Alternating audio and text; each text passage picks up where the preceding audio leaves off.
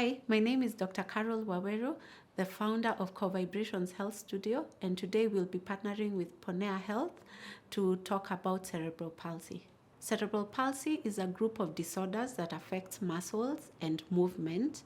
You'll find people who exhibit cerebral palsy symptoms usually have muscles that are either too stiff, so it affects their posture as well as movement, or muscles could actually be a bit loose where the child just has a floppiness and it looks like they don't have enough energy. And also they may experience difficulty in walking, in running, in crawling. And usually the cause is mostly unknown. Brain damage can occur during pregnancy, that means before birth, during delivery, as well as shortly after birth.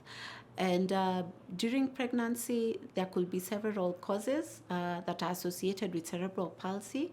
These include infections, where the mom could acquire an infection that leads to brain damage. There could be some genetic component that could contribute towards brain damage, as well as abnormal formation of the brain as the fetus is growing.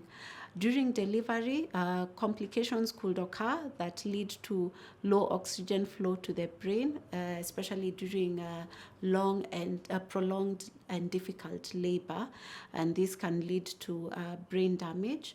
And after delivery, there are several causes such as injury to the brain, as well as infections in and around the brain that can lead to damage and eventually cerebral palsy. Children with cerebral palsy have a wide range of signs and symptoms. The most common signs that mothers usually pick is delayed milestones.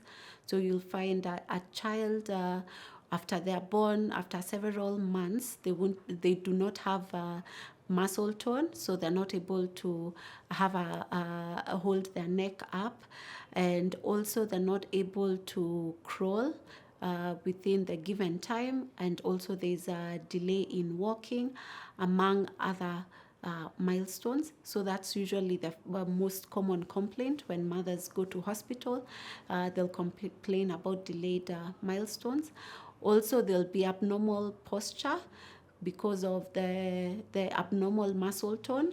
Then children may actually not be able to sit upright, may not be able to stand properly, and also they may not be able to crawl, and so this leads to abnormal posture in children. And also there could be varied signs, such as there are children who are not able to hear properly, so they have hearing impairment. Some have visual impairment as well. There could be delayed speech, and so these are varied signs that usually lead towards cerebral palsy. Children with cerebral palsy do not all have the same signs and symptoms. Usually children with mild cerebral palsy, you'll find they may just have slight delays in mobility, that means in crawling or walking. However, they intellectually they are normal, while those who are moderate to severe may actually exhibit signs and symptoms much earlier. That means the mother will be able to notice the abnormalities much earlier in life, and this means that they may not be able to sit upright, may not be able to move around, to crawl, to walk, and there are those who actually may also have urine and stool incontinence. It may be hard to potty train them. So the severity varies, and this depends on the level of brain damage. Thank you for joining me in this discussion. It is my pleasure to have you here with me. And to book my services on physiotherapy, please go to ponea.com, and I look forward to seeing you soon. Thank you.